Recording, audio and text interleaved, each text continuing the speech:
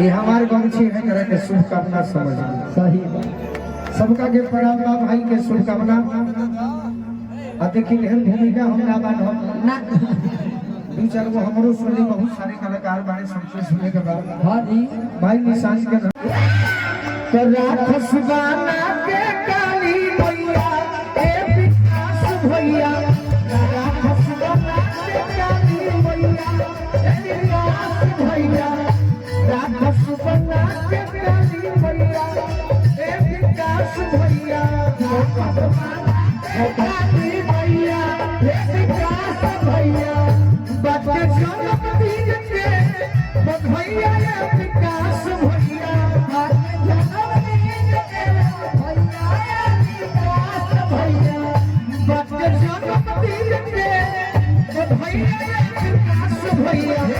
राखस बना के काली भैया ए विकास भैया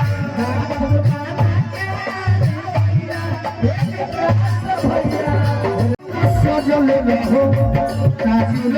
लाथे काजल हो जलावे बाथे मन रहो भैया विकास भैया मन रहो भैया विकास भैया मन रहो भैया विकास भैया राखस बना के काली भैया ए विकास भैया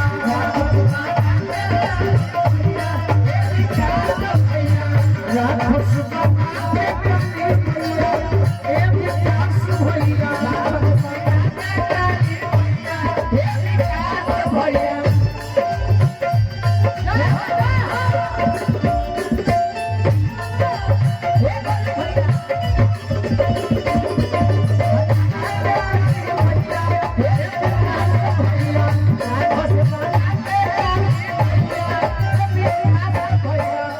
और आज हम ही देखनी हाँ मनी भैया या जैसन परिवार में आई बनी जा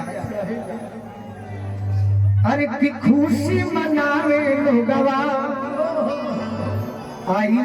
अनेक बार माने बहुत लोग आई बा अब फोरी के फुलवना सोभे चाभत खूब के बा अरे कियो मले बतात बानी भैया ए विकास भैया अबले बतात भैया अबले बतात बानी भैया ए विकास भैया राखस बना के काली भैया ए विकास भैया राखस बना के काली भैया ए विकास भैया राखस बना के काली भैया ए विकास भैया राखस बना के काली भैया ए विकास भैया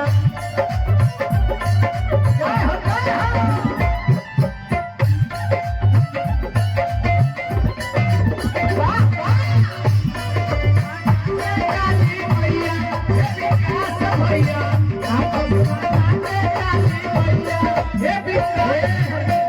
अंत में सब कलाकार के तरफ से कहो कि जुग जुग जी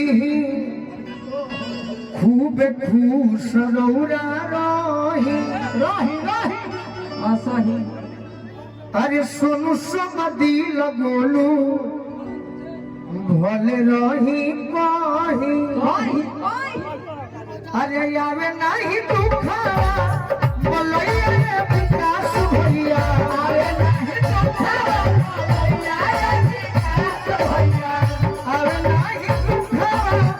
बोलैया विकास भैया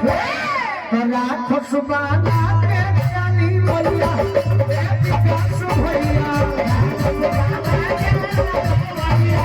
विकास भैया राखस बना के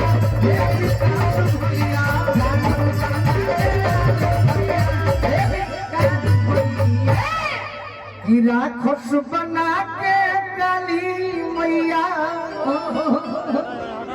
ए विकास भैया भाई भाई ये सुमिरन ये वंदना आओ लोग तनी सुना दे बाबू बैठा था हम श्रोता के फेर में पड़ जाते हैं आगे बढ़ा के आगे बढ़ा के